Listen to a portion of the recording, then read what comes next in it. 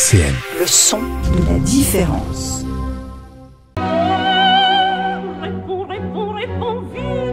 Le son des bulles sur RCN.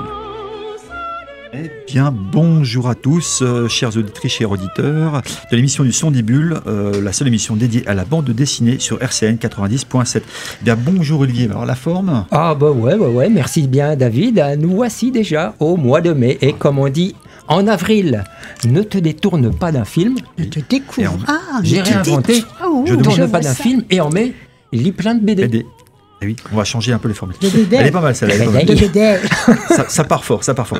Pour nous accompagner aujourd'hui, accueillons celles qui côtoient et tutoient les plus grands artistes du 9e art. Et nous allons encore le constater aujourd'hui. Francine, bonjour Francine. Bonjour à tous. Bonjour. Francine, tu nous mets sur la piste de ce que tu vas un petit peu nous présenter ? Je sais pas moi. Un petit tour à Paris Ouais. sur les bords de Seine. Oh oui. Avec le beau temps qui arrive. ça, Oui, c'est sympa. avec la flamme, non, sur la flamme. Non, sur la flamme. Et puis, à nos côtés, il y a aussi celui qui, pour la bande dessinée du siècle et du millénaire dernier, est comme le riz d'une certaine marque, incollable. Charles. Bonjour Charles. Bonjour, oui. Ça va bien ? Ça va. Alors, toi aussi, un petit indice, qu'est-ce que tu vas nous présenter ? Ben, je vais vous parler d'un album qui n'existe pas, comme toujours. Et c'est quelque chose qui n'a pas été terminé, qui n'existe pas. Voilà. Ah bon, et tu vas tenir combien de temps avec ça ? Ah, mais comme on peut inventer la fin, parce que ça n'existe pas, on peut tenir encore plusieurs heures. Ah bon, très bien. Bon, on va réfléchir à la fin. Du coup. On n'a qu'une heure. Hein. Oui. D'accord. Très bien. Et puis, derrière la console, on a aussi le maestro des boutons, des manettes et des curseurs. Bonjour Joris, ça va bien ? Impeccable. Ça va super. Super. Eh bien, n'hésite pas à nous rappeler si jamais on fait des petites bourdes. Merci bien. Et puis aussi, on fait un gros bisou. Anne-Marie, bien sûr, Françoise, Jean-Jacques. Voilà. Retenu pour d'autres obligations. Voilà, ça fait partie du quotidien. Eh oui. Alors, comme d'habitude, l'émission est centrée sur une thématique particulière. Aujourd'hui, c'est l'art. On va donc nous proposer un état de l'art de la BD. On va vous proposer, à moins qu'on ne vous présente des BD dont le sujet est l'art, mais en même temps, on peut très bien traiter la BD en tant qu'art à part entière, puisque depuis les années 60, Maurice, le créateur de Lucky Luke, parle d'elle comme étant le 9e art. Et oui, c'est vrai, la BD, c'est le 9e art. Bon, c'est quand même un titre honorifique, non ? Tu crois qu'on peut mettre au même niveau la peinture et la bande dessinée ? Ah, mais attends, des arts, t'en as au moins 20. T'as la cuisine qui est un art, oui, t'as ceux qui mettent des fleurs dans des pots, c'est un art aussi. Ouais, donc, décidément. Mais il ne faut pas galvauder quand même. Hein. Nous, on est le 9e. Voilà. Alors, mais c'est vrai, la BD, donc 9e, c'est bon. En fait, ça ne sert à rien de comparer les arts entre eux, puisque dans leur intention, leur histoire, leur procédé, tout est différent. Mais bon, on ne va pas rentrer dans un débat sur la définition de l'art. Je pense qu'on en aurait pour plusieurs heures. Eh oui, alors pourquoi tu penses que la BD est un art ? Il faudrait quand même réussir à nous convaincre. Hein. Ah, ça suffit pas, là. Pour moi, il y a plusieurs marqueurs qui l'indiquent. La BD est déjà une longue histoire. Elle est une sorte de giron de la littérature enfantine pour se décliner dans tous les genres. Et le spectre est large. Cela touche au réel, à la fiction, à l'histoire, à la politique et à la psychologie, à l'intimité. Aujourd'hui, la bande dessinée dépeint la société au travers du regard de son auteur. Ah oui, c'est vrai, tu as raison. Et c'est aussi ce que cherchent les artistes, donner leur vision de la réalité. Voilà.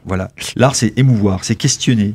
Les grandes écoles d'art intègrent d'ailleurs depuis quelques temps des filières bande dessinée. Il y a par exemple les hautes écoles des arts du Rhin en Alsace, anciennement école des arts décoratifs de Strasbourg, l'école européenne supérieure de l'image d'Angoulême, l'école supérieure d'art de Saint-Luc à Liège en Belgique, d'où sont sortis des auteurs prestigieux comme Franquin, François Schuiten. Et bien d'autres. Bien d'autres. Et oui, parce que la BD, ça a des techniques, ça a un langage qu'il faut apprendre et maîtriser. Mais bon, c'est pas demain qu'un auteur de BD va intégrer la prestigieuse Académie des Beaux-Arts, quand même. T'es trop tôt, Olivier. Catherine Meurice. Catherine Meurice. Une femme en plus. Une femme en plus, comme dit Francine. Catherine Meurice, dessinatrice, entre autres, de Charlie Hebdo, est devenue membre de l'Institut le 15 janvier 2020. Dans le même esprit, 2022-2023, Benoît Peters s'est vu proposer la présidence de la chaire annuelle de la création artistique au Collège de France. Il y a tenu une conférence autour du thème de la poétique de la bande dessinée. Ah, Benoît Peters, moi, franchement, j'adore. Hein. C'est une des personnes qui a le plus contribué à donner à la BD ses lettres de noblesse. Bon, c'est simple, dès qu'il commence à raconter l'histoire de la bande dessinée, moi, je suis scotché. Ben, maintenant que j'y pense, en baladant l'autre fois à Paris, comme le proposait tout à l'heure Francine. Tu vas pas emmener avec toi? Je sais pas, il faut toujours se méfier parce que Francine est souvent à Paris, surtout dans les coins. J'ai vu une galerie d'art spécialisée BD. Ah oui, évidemment, il y en a pas mal. Ah, il y en a plusieurs. Quelques galeristes se sont lancés dans le créneau de l'exposition et de la vente de planches originales, bien sûr. Ça a beaucoup de succès. Il y a par exemple la galerie Maguen, la galerie Barbier, la galerie Hubert-Tibraine, la galerie Martel et bien d'autres. On peut aussi citer, je ne sais plus si elle existe encore, Francis, c'est la galerie 9e art aussi, elle est encore présente. Enfin, je crois, oui. Oui, voilà. Il y a plein de petites, ça peut-être les galeries majeures, mais il y a aussi plein de petites galeries qui exposent aussi des jeunes auteurs des moins importants. Si tu as beaucoup d'argent de côté, tu peux t'offrir ces superbes originaux. Par exemple, la planche présentée par Catherine Meurice à la galerie Barbier vaut de 2000 à plus de 10 000 euros. Ça va encore. Ça va encore. Je voudrais dire que certaines planches se vendent beaucoup plus cher.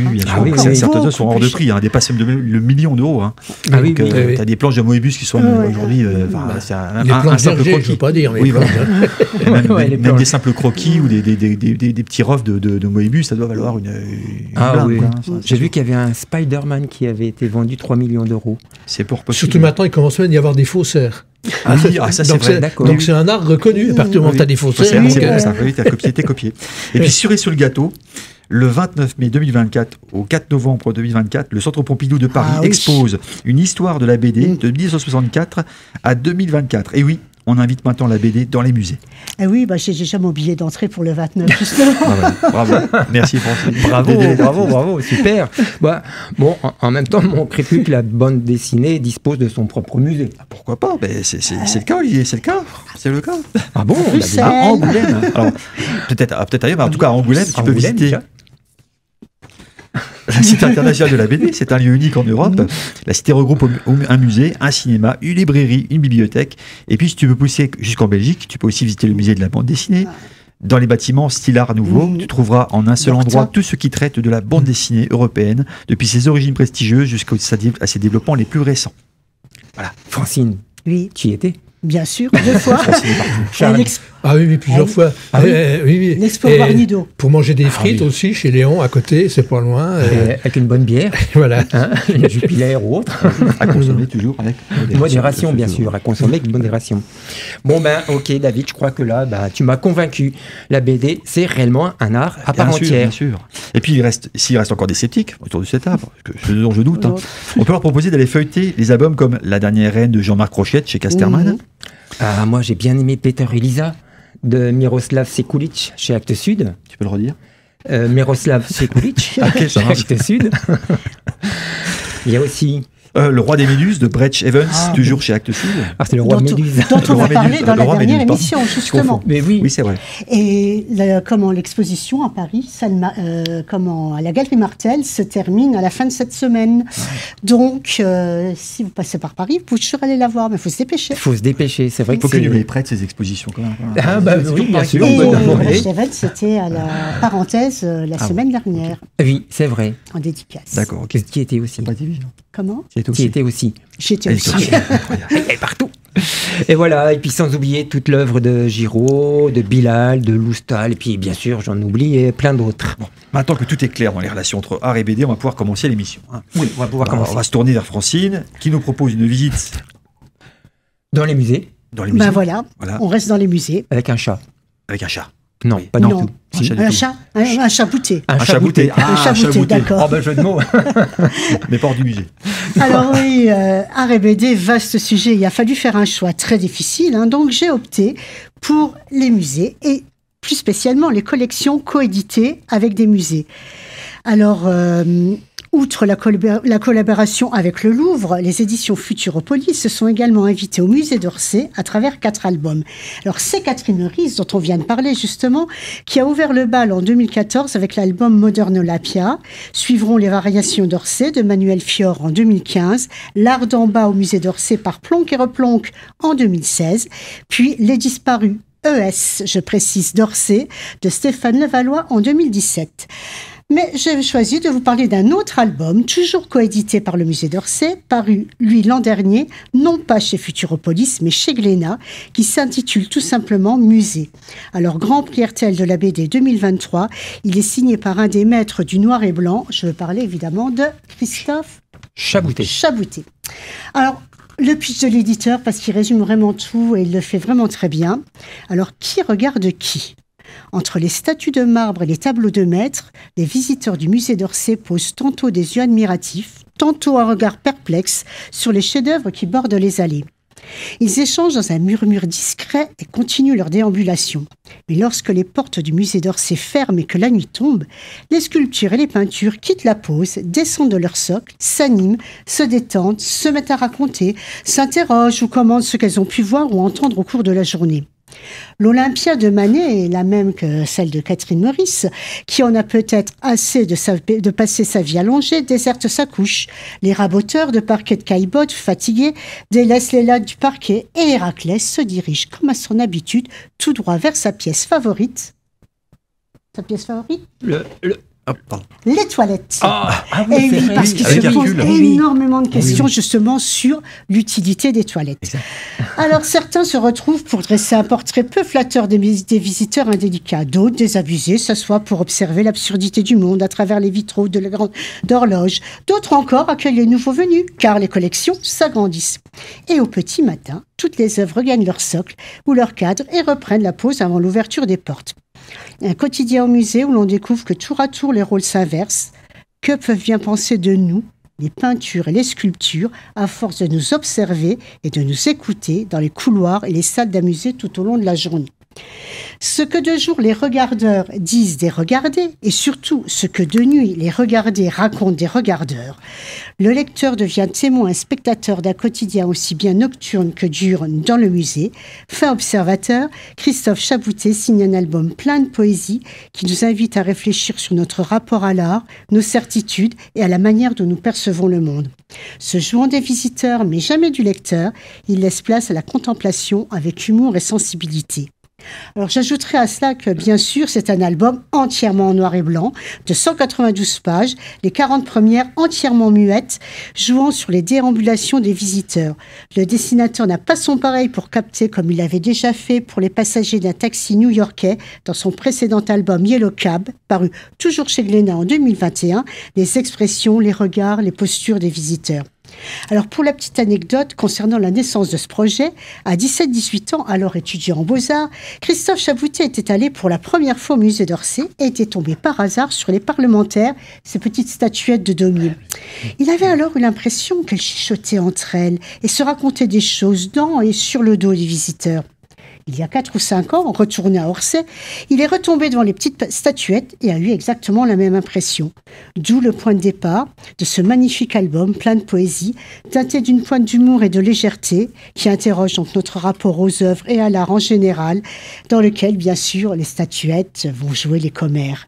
Alors, pour clore le sujet, une expo Chabouté se tient actuellement à la Maison de la BD de Blois, et ce, jusqu'au 15 juin. Ah, super. Musée de Christophe Chabouté, une des meilleures BD de l'an dernier. Ah oui. Et du coup, quand tu visites les musées, tu te dis, tiens, je suis retournée au musée, parce que c'est un de mes musées préférés. Je suis retournée à Orsay après. Et c'est absolument génial parce qu'il y a aussi des plans, il y a des planches entières où on voit les jambes simplement. Parce que c'est le regard à la limite du gardien de musée qui est assis.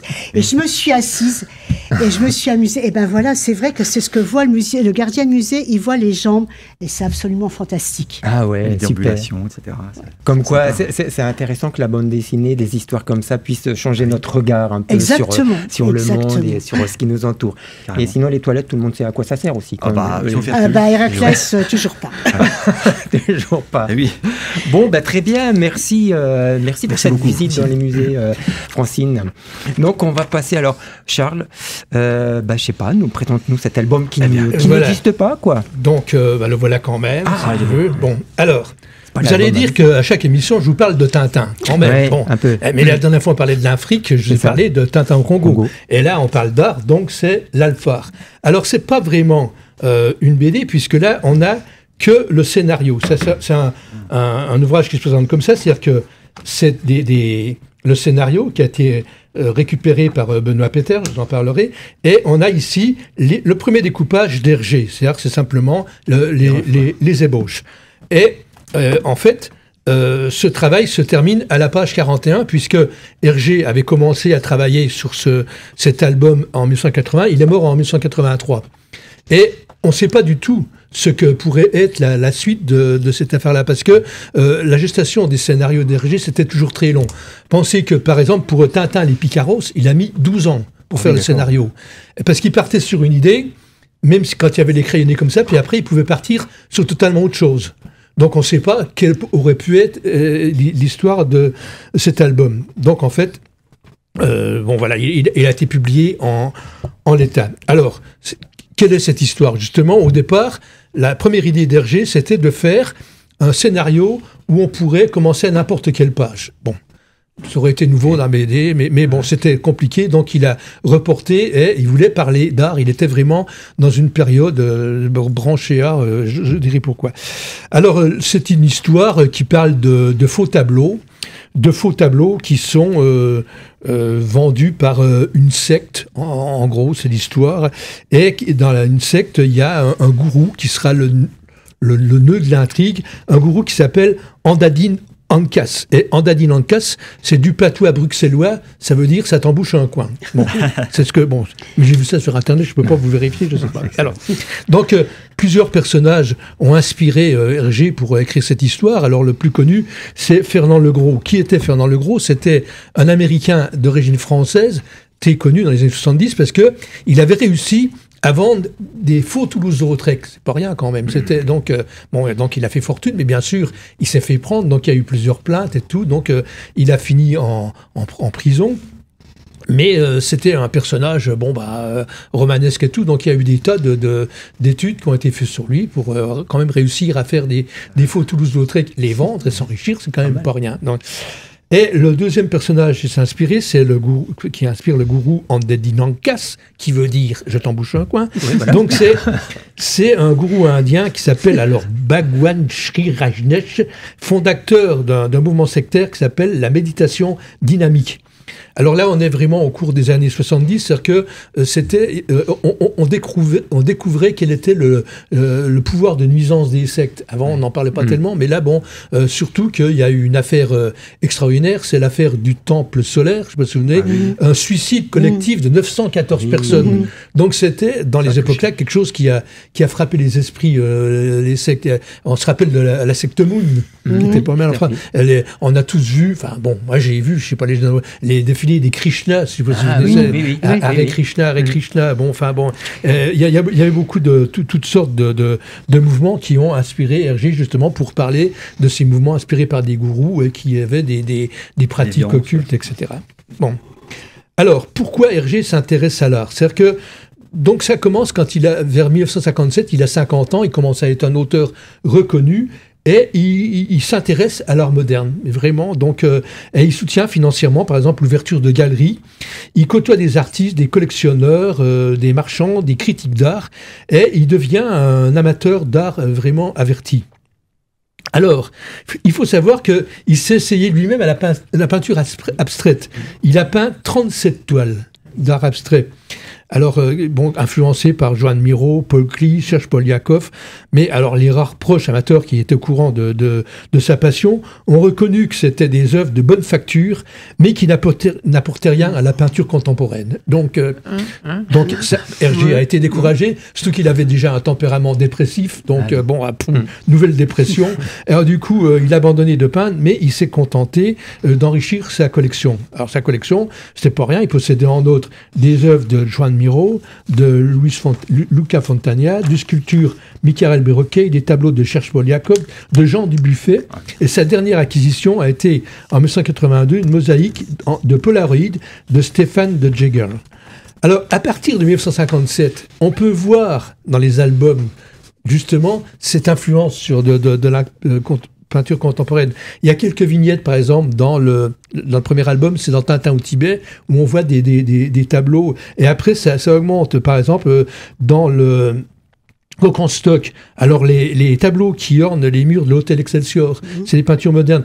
Et il y a même la représentation d'un Picasso dans le yacht de Rastapopoulos.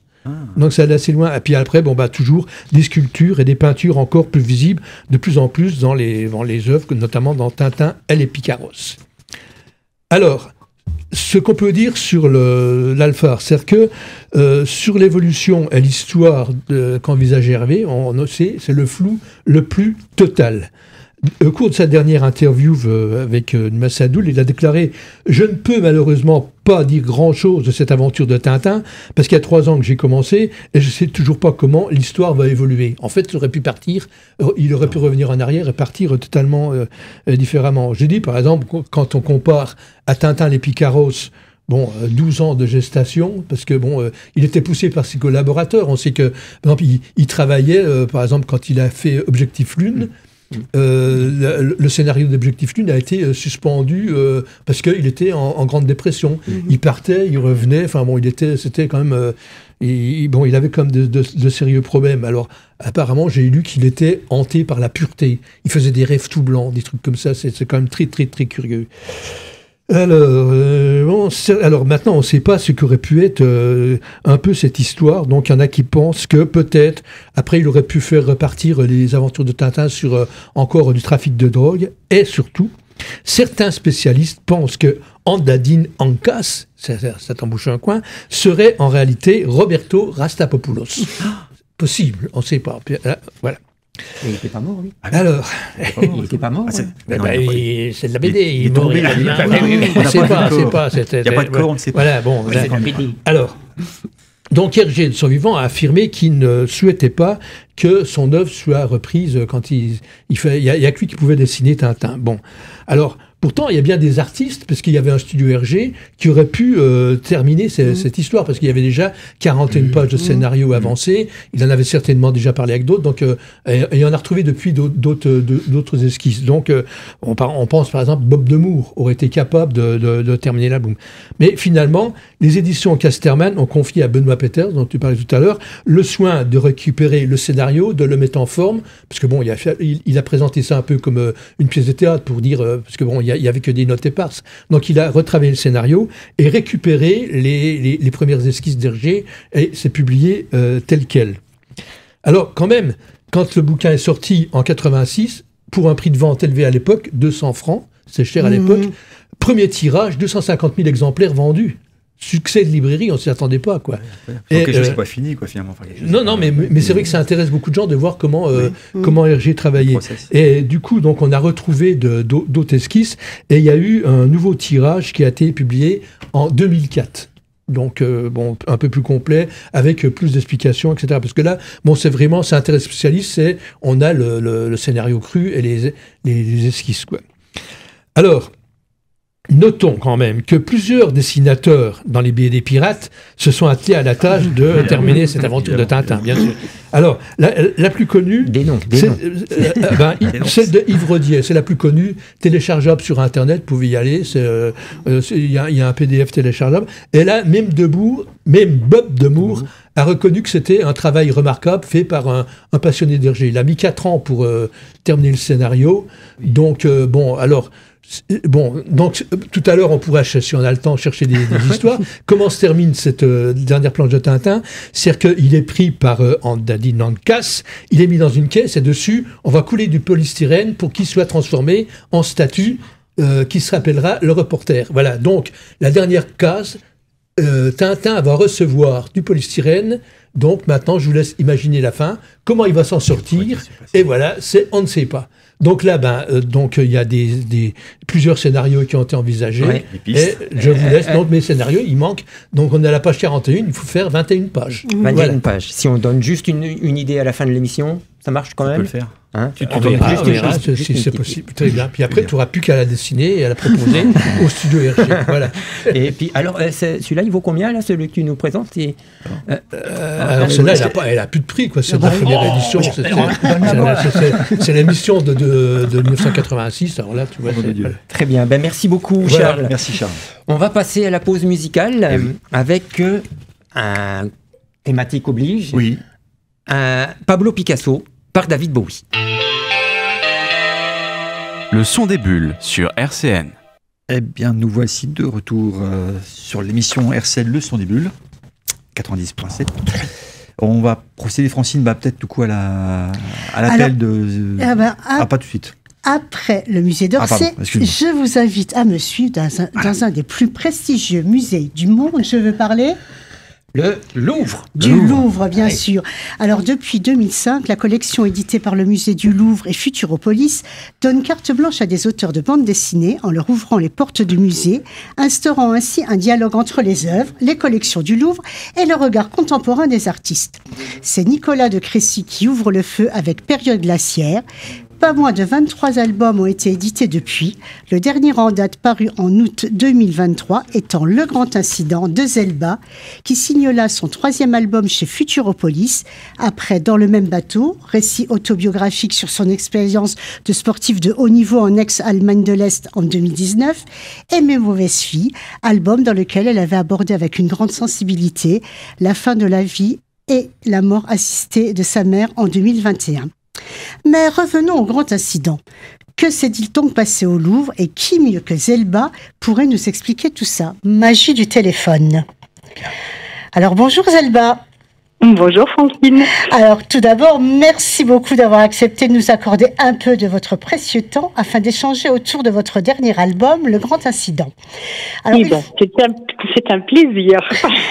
Alors, il faut dire qu'il s'est passé quelque chose d'absolument incroyable, inexplicable, qui va provoquer, chose qui ne s'était pas vue depuis la Seconde Guerre mondiale, la fermeture du Louvre pendant 3 mois, à cause de justement ce qu'on a pudiquement appelé le grand incident. Alors, ce grand incident, c'est quoi et quelle en est la cause ? Alors, ça va être difficile de le dire en une phrase, mais je vais essayer de faire bref. Voilà. Alors, le grand incident, eh bien, c'est tout simplement le fait que toutes les femmes nues des œuvres du Louvre, que ce soit dans les sculptures ou dans les toiles, disparaissent, deviennent transparentes. Et donc, voilà, personne ne comprend pourquoi ça se passe. Enfin, il y a une personne qui sait très bien, et c'est Teresa, la femme des ménages du Louvre depuis plus de 30 ans, qui en fait entend parler les sculptures et les femmes nues dans les œuvres, et elle converse avec elles. Et quel est leur problème en fait, alors à ces femmes nues? Alors oui, ces femmes cherchent à s'invisibiliser toutes seules parce que elles en ont marre de toutes ces réflexions sexistes, les attouchements par des visiteurs ou certains visiteurs mâles du Louvre, et c'est leur façon de montrer. C'est comme une grève un petit peu que font ces femmes des œuvres. Oui, alors justement, dans la postface, vous définissez le grand incident comme une phase burlesque, un conte fantastique-comique. J'y arriverai. Alors, qu'entendez-vous par là? Alors, fantastique-comique, parce que c'est déjà dans le mot. Hein, c'est bien. Je prends quelque chose, c'est une fable. Donc, dans une fable, souvent, on fait parler des animaux. Moi, je fais parler des œuvres, les œuvres d'art.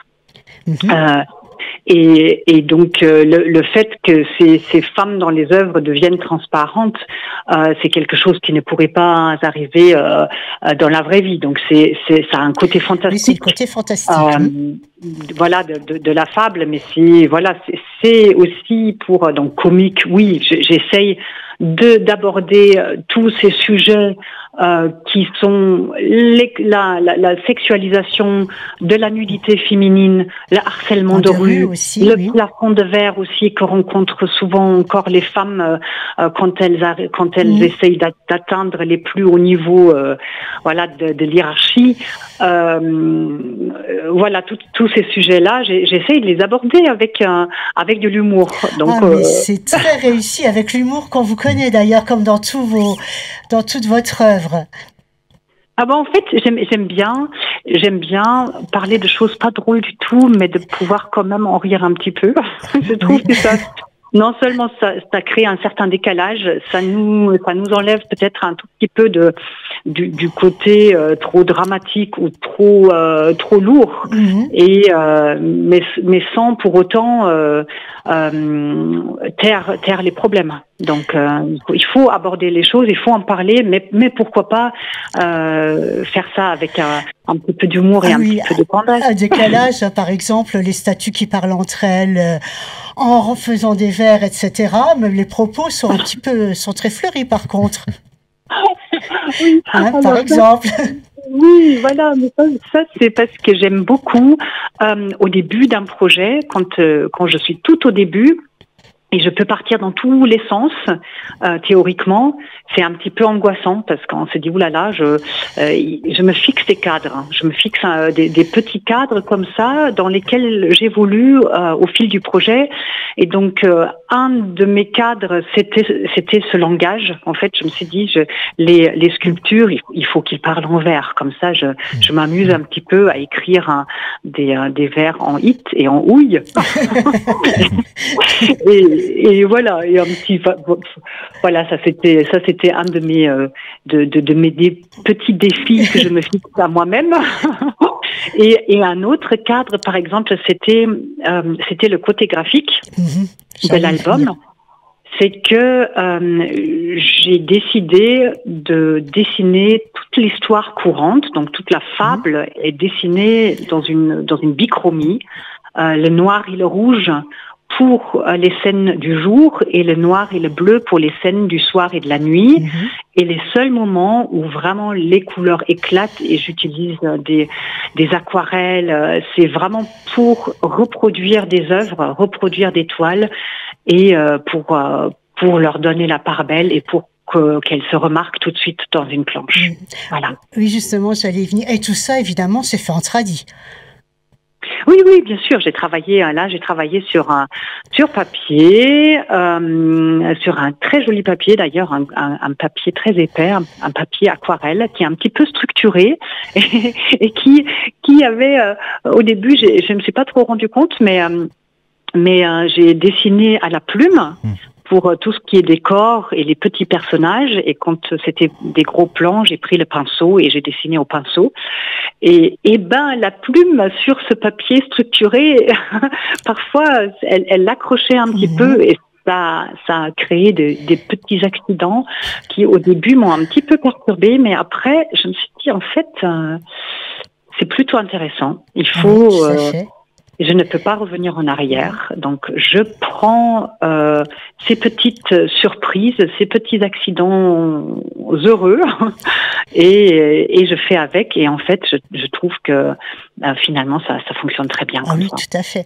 Alors justement, vous parliez du début du projet, et dans la postface, vous dites que quand on vous a proposé d'entrer dans la collection coéditée par le Louvre, vous avez été frappé à la fois de fierté et du syndrome de l'imposteur. Alors pourquoi syndrome de l'imposteur? La fierté, je comprends, mais le syndrome de l'imposteur?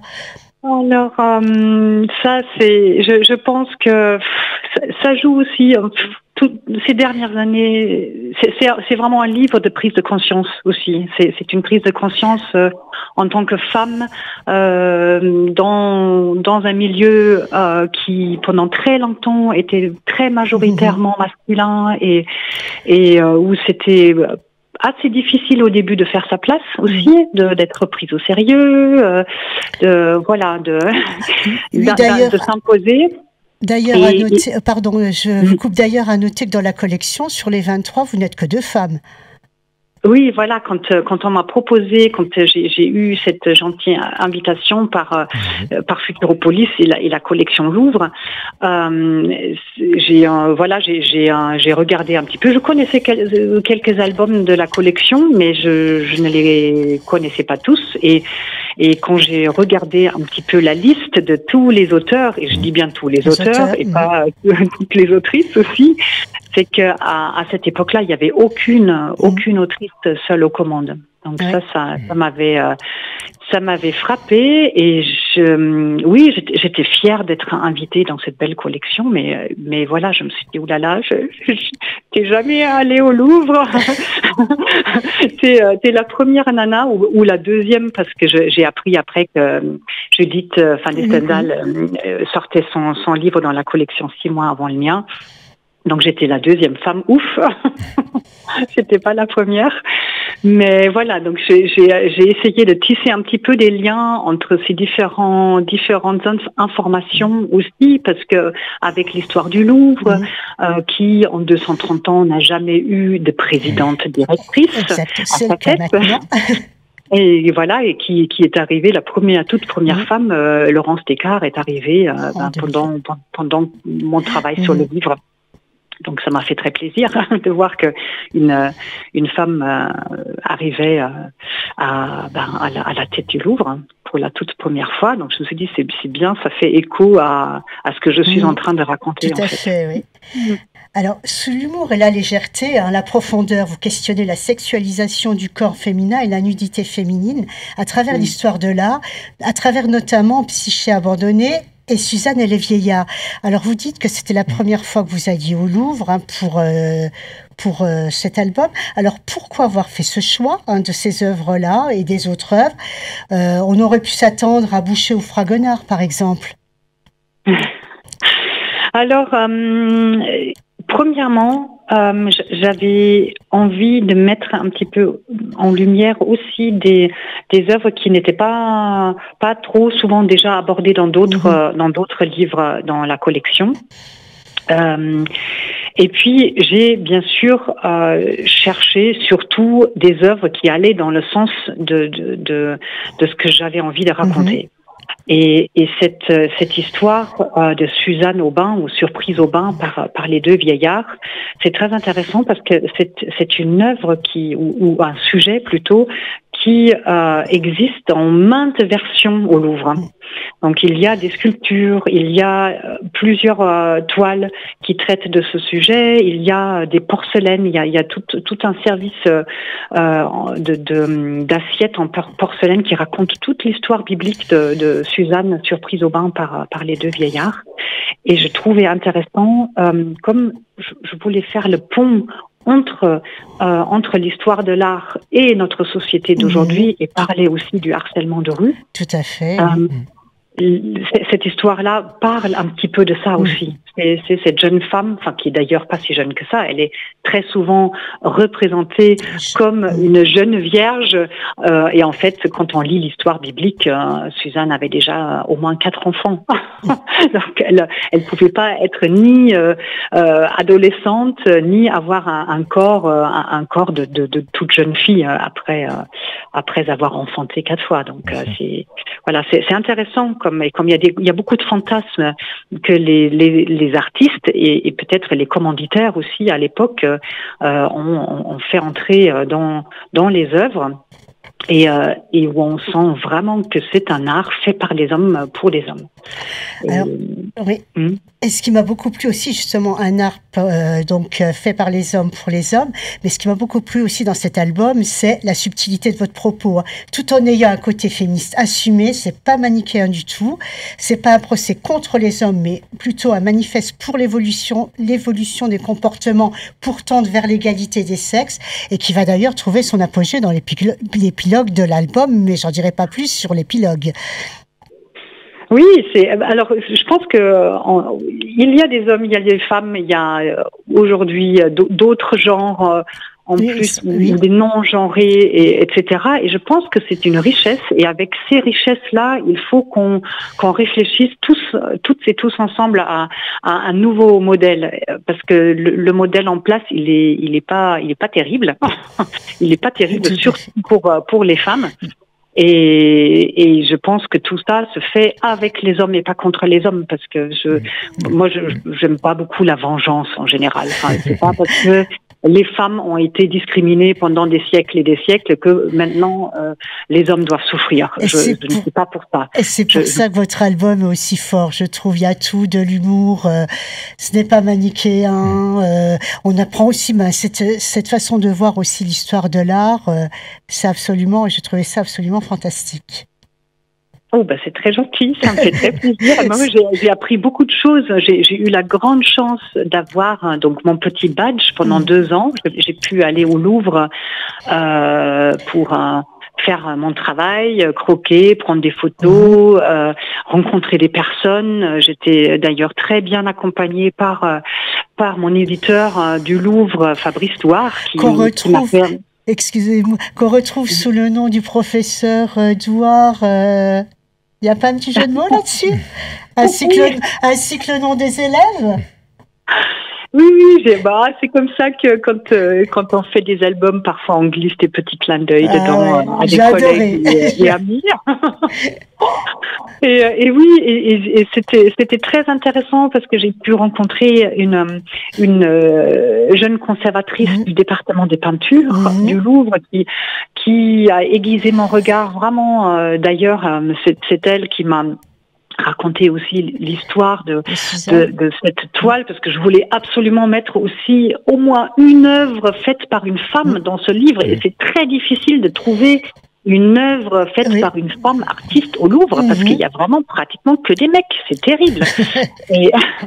et donc ce portrait d'une femme noire, ou qu'on appelle aussi le portrait de Madeleine, a une histoire vraiment passionnante, et voilà, donc j'ai eu de l'aide aussi pour écrire mon histoire, pour l'enrichir vraiment de choses réelles, et des choses que voilà, moi je ne suis pas historienne d'art, donc je suis autrice de BD, donc j'étais très contente d'avoir un petit peu des personnes qui m'ont conseillé et qui m'ont aidé à approfondir ce récit. Oui, alors pour terminer, vous avez un nouveau projet, vous êtes sur des projets là actuellement ? Oui, bien sûr, toujours. Là, ça fait déjà presque une année que j'ai commencé il y a un an à peu près à me documenter, en tout cas, déjà pour ce projet qui est cette fois-ci une BD reportage. Et qui me demande énormément de documentation. C'est un vrai travail journalistique que je suis en train de faire avec une co-autrice. En plus, j'ai Isabelle Autissier à m'écouter, et ensemble, nous allons parler des mers et océans. Eh bien, merci beaucoup Zelba. Alors, on attend le prochain album avec impatience. Merci beaucoup, et merci pour ce petit coup de projecteur sur mon grand incident, ça me fait très plaisir. Eh bien, merci. Au revoir. Au revoir. Merci. C'était super intéressant. Vraiment très bien. Je signale aussi prix Artemisia Humour 2024. Le prix Artemisia étant effectivement un prix dédié à la BD féministe. Voilà. Très très chouette. Et donc Francine, par rapport à cet album, donc tu es la seule femme ici présente. Voilà. Normalement, on est à peu près à égalité. Nous, les gars, on va se mettre nus. On va se mettre nus. Joris n'est pas d'accord. Bon, il faut que c'est l'unanimité ou rien. Les libraires ont joué le jeu. Pour de l'album, il y a énormément de libraires qui se sont dénudés justement avec l'album en cache-sexe. Voilà. C'est ça, pas mal. Pas mal. Très sympa. Bon, David, alors. Tu fais ta rubrique comment ? Écoute, moi je vais pas. On va passer à notre ton, c'est l'île des morts. On va descendre d'un cran. Non, je vais vous parler moi de l'île des morts de Mosdy et Thomas. Guillaume Sorel et Thomas Mosdy. Alors c'est une vieille BD, on n'est pas sur de la nouveauté, mais comme on est sur le thème de l'art dans la bande dessinée, l'île des morts est une série de BD fantastiques éditée par Vent d'Ouest, qui a été rééditée en 2019 en intégrale. Écrite par Mosdy et dessinée par Sorel, donc avec un trait particulier dans l'univers de Howard Philip Lovecraft. C'est à peu près le contexte dans lequel ça se passe. L'histoire s'inscrit dans un cadre du mythe de Cthulhu au début du XXe siècle. Elle présente le tableau de l'île des morts, dit Totenschell. Alors, je n'ai pas le bon accent en allemand, excusez-moi. Dit propose à Charles. Totenschell d'Arnold Böcklin, comme une œuvre éminemment maléfique, autour de laquelle gravitent tout un tas de cultistes d'Europe. L'île des morts, c'est une série de 5 tableaux peints entre 1880 et 1886 par Arnold Böcklin. Elle présente une île au coucher du soleil vers laquelle se dirige une embarcation conduite par un passeur. À ses côtés, dans le bateau, un défunt debout sur son linceul. Sur l'île, une cour dans l'ombre, des rochers escarpés, des hauts cyprès qui dégagent une atmosphère de solitude et d'oppression. Alors, il faut savoir que cet album a été, en tout cas, le tableau a souvent inspiré d'autres illustrateurs et dessinateurs. C'est vraiment un tableau qu'on retrouve fréquemment. Philippe Cazat, Druyet ou encore Milo Manara l'ont également représenté dans des œuvres ou des illustrations. Les frères Brizzi aussi. Alors, je ne sais pas. Je suis en train dans une de leurs dernières parutions, dans l'enfer, non, pas dans l'enfer de Dante, peut-être, c'est possible. C'est pas dans l'enfer de Dante, je sais plus quel album, mais effectivement, il le représente. Où c'est des portions. Alors là, sur la planche 17, page 19, le héros de la bande dessinée française Arcane de Jean-Pierre Pelot. Schuiten Peters dans la série La Cité Obscure, dans la dernière planche de l'enfant penché. L'épisode 224 de la série Martin Mystère de l'italien Luigi Coppola, tiré l'Isola dei Morti. Et enfin, dans le tome de Télémaque chez Dupuis, l'île de Circé est terriblement inspirée de cette fameuse île. Alors, j'aurais peut-être dû ramener un tableau, j'ai pas pensé, mais c'est pour nos auditeurs. Je vous invite à aller voir ce tableau qui est vraiment très particulier. Il y a une espèce de chape de noir au centre avec cette barre qui s'y engouffre. Et puis il y a la lumière aussi, et la lumière du tableau qui est... ça. Alors, chaque tableau, elle est particulier, et chaque tableau est différent. Il faut savoir que chaque commande de ce tableau a été réalisée par Beauclin, mais chaque tableau est complètement différent. De temps en temps, on va voir les cyprès dont la cime des arbres bouge au vent. La fois d'après, peut-être que l'île a un peu changé, la morphologie des rochers ou même des tombeaux a changé. Donc c'est une œuvre éminemment très intéressante, et donc on va la retrouver dans cette aventure en 5 tomes au départ, mais réunis dans une intégrale, qui parle de cette œuvre qui est un peu le centre de l'inspiration de l'œuvre complète, on va dire. Le tableau, au départ, a inspiré l'auteur, et puis c'est devenu une histoire, et ça s'emballe autour de ça.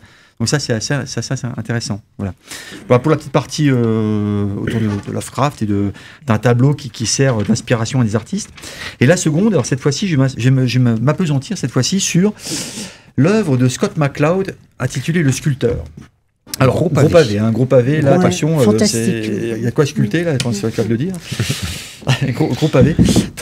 Très bel ouvrage. Alors, dans cet ouvrage, la particularité, alors je ne spoil pas vraiment parce que les personnes qui liraient le bouquin s'en rendraient vite compte, c'est qu'on commence avec la mort du personnage. Voilà, c'est le personnage meurt. Bon, on dit super, ça commence comme ça. Bon, l'histoire de David Smith, un artiste fauché qui essaie de retrouver de la notoriété, va alors passer un pacte un peu faustien. On rejoint toujours un petit peu la mort avec l'île des morts, mais un pacte faustien. Alors c'est pas le diable, c'est la mort. Donc la mort, elle se moque un peu de savoir si c'est bien ou mal. Enfin, elle lui propose quelque chose et il va accepter. Elle va lui proposer cette mort qui prend l'apparence de son oncle qu'il rencontre au tout début de l'œuvre. Il se dit, mais il est en train de boire, il dit, mais Carnot, mon oncle est mort depuis un bout de temps, et c'est cet individu qui revient sous la forme de cet oncle et qui lui propose ce pacte. Soit tu vis une vie classique, normale, tu auras des enfants, tu auras un chien, une maison, un labrador. La vie, bon, puis ça passera et tu auras une belle vie, mais tu ne réaliseras pas tes rêves, tu ne réaliseras pas ton haut potentiel. Soit je te donne 200 jours, dans 200 jours tu es mort, et tu réalises l'œuvre de ta vie, quoi. Tu fais quelque chose de fabuleux. Et donc là, bien sûr, il va choisir de retrouver la notoriété, de devenir célèbre, à faire l'œuvre de la vie, peut-être marquer les mémoires, et un peu comme Achille finalement, qui aurait peut-être préféré à la fin de sa vie devenir juste un pauvre paysan que de mourir à Troie. On rejoint un petit peu ça. Alors l'aspect faustien, ça reste là, ça reste vraiment là. Il n'y a pas un copier-coller de l'œuvre de Faust. McCloud, là, nous livre une très belle BD, loin des comics de super-héros. Alors, ceci dit, il va vivre 200 jours, mais il aura un super pouvoir. C'est pour ça que je suis comme le spécialiste des comics. Des super pouvoirs. Des super pouvoirs, etc. Donc, il y a quand même cette notion de super pouvoir qui intervient, parce que l'oncle, à la mort, va lui donner la capacité de modeler la matière avec ses mains. Le métal, le fer forgé, la pierre. Rien qu'avec ses mains et puis sa pensée, il va pouvoir modeler les choses avec une rapidité incroyable. Et du coup, oui, ça va lui permettre de faire des tas de choses très rapidement, bien sûr, plutôt qu'avec un burin et un marteau. Voilà. Donc là, l'œuvre de McCloud est assez sympa, dans un registre complet alors, lui, il maîtrise vraiment bien ce mode de communication. Je en veux pour cause Scott McCloud, l'art de l'invisible, où il y a aussi l'art de faire de la bande dessinée, où là, il est théoricien. Pendant plus de 15 ans, il va théoriser la bande dessinée, il va maîtriser cet art d'une manière absolue. Là, à travers cet ouvrage, Le Sculpteur, il se livre à un exercice de style. Alors, c'est un très bon bouquin, hein, faut pas se leurrer. Mais pour quelqu'un qui maîtrise cet art, enfin qui maîtrise la théorie en côté de la BD, moi j'aurais attendu quelque chose d'un petit peu plus. Allez, on ose un peu plus. Voilà, j'aurais voulu ça. En tout cas, le bouquin est superbe, magnifique. Ça rebondit en permanence. On a bien sûr, il y a une petite histoire d'amour dedans. Vous doutez bien qu'en 200 jours, il va se passer des trucs. Donc du coup. Voilà, donc Dami Smith, pardon, excusez-moi, le héros, Steve McCloud, nous présente là un très bel ouvrage que je conseille de lire. Alors, ne soyez pas restreints par la quantité du livre, et ça se lit en quelques heures, et c'est vraiment splendide et magnifique. Voilà. Ben super. Voilà. On peut parler peut-être de quoi maintenant du coup? Bon conseil. Tu avais quelques secondes pour parler de Baru? Quelques secondes pour parler de Baru, oui, qui a réalisé donc l'affiche du Festival de théâtre aux actes citoyens qui se déroulera à Tomblaine du 18 au 25 mai. Il rencontrera le public le mardi 21 mai à 16h30 à l'espace Jean Jaurès. Cette rencontre sera suivie d'une séance de dédicace de ses derniers albums de 17h à 19h. Alors save the date, le mardi 21 mai 16h30, Baru à Tomblaine. Notez bien. Voilà, 21 mai. 16h30. Ah bah Charles, voilà, t'écoutes pas.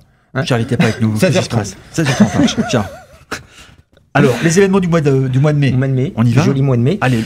Le week-end prochain, le 4 et 5 mai, le rayon vert. 2024. Le 4 et 5 mai à Volcrange. Pour ceux qui n'auraient pas de GPS, Volcrange est au nord de la Moselle, à quelques kilomètres de l'ouest de Thionville. C'est la 12e édition, l'entrée est gratuite. Bien sûr. Et il y aura du beau monde. Il y a du beau monde. Le rayon vert au Festival de BD Imaginaire. Vous y retrouverez beaucoup d'auteurs. Des membres de phylactère, un peu auto-promo. Yves Moquet, Carl Renaud, Anso, Michel Salvino, Guillaume Mathias, ainsi que moi-même. Manolo Prono. Avec Stooges Bar Adventure. Stéphane de Créty avec sa dernière sortie, Gueule de cuir. Un polar médiéval scénarisé par Pierre Pével. Et oui. Bones pour Blood Moon, un récit d'horreur au label 619. Oui. Et J. Person avec le très poétique Nuage chez Glénat. Voilà. Ville BD. Ville BD, le week-end du 18 et 19 mai, à mettre dans vos agendas, bien sûr. 12e édition du festival Ville BD. Plus de 40 auteurs seront présents, parmi lesquels Benou et Nancy Delvaux, qui viendront présenter Léo la Terreur, une BD jeunesse. Francis Bergès, spécialiste de la BD d'aviation. Il a entre autres dessiné plusieurs albums de Bug Danny. Ouais. Thierry Giraud pour son travail sur le western. Durango. Herman. L'infatigable. Herman infatigable. Comme qui Charles. Vient présenter Brigantus, une nouvelle série médiévale scénarisée par Yves H. Son fils. C'est son fils. Yves H. Il y aura aussi Jean-Christophe Nègre pour Jeanne de Belleville. Et l'histoire d'une femme pirate sillonnant les mers pour venger son mari. Ça va plaire à Yves. Ça. Oui, d'accord. Oui. Sébastien Philippe. Ouais, spécialiste de la BD d'aviation aussi. Qui signe plusieurs Tanguy la Verdure, et Raphaël Ortiz, qui viendra représenter Au cœur de la Terre. The Tribe. L'adaptation de Edgar Rice Burroughs. C'est ça, par Jean-David Morvan. Bah oui. Voilà. Et bien sûr, quelqu'un de l'association Philactère, nous les Globetrotters, on est un peu partout, tous les festivals de côté nain, on est présent. Voilà, puis il y aura plein d'autres. Des confirmés, des moins confirmés, des régionaux, bref. L'exposition de cette année sera consacrée à Philippe Lugui. Oui. Percevant, château de Madame de Graffigny. Alors, très belle exposition qui sera du 4 au fin mai. Du 4 au fin mai. 4 mai, début mai, fin mai. Voilà, super. Des personnes de la base de Nantes. Il y aura toute une animation en fait autour de l'aviation. Il y aura des faucons, je crois, qui vont venir faire des petites démonstrations. Voilà, des personnes de la base de Nancy-Hocher sont également présentes pour expliquer leur métier. Voilà. La salle de Mélissande de Centre des Écrins accueillera une exposition de maquettes d'avions, des documents relatifs à l'aviation. Voilà. Etc. Donc, tout plein de choses, un week-end festif, familial. Et comme on aime bien. Tous les renseignements toujours sur la page Facebook. Voilà. Le son des bulles. Et puis voilà, donc on se donne. Merci beaucoup les amis. Merci beaucoup, pour ces découvertes. Et puis on se donne rendez-vous à fin du mois de mai, pour une spéciale élection européenne. Et oui. Alors là, si je me trompe pas. Alors là, bon courage. Bon courage pour trouver les thèmes. Bon courage pour trouver. Moi j'ai déjà trouvé le mien, c'est bon. C'est vrai. La dictature. Vénard. Eh bien, merci beaucoup. À bientôt. RCN, www.rcn-radio.org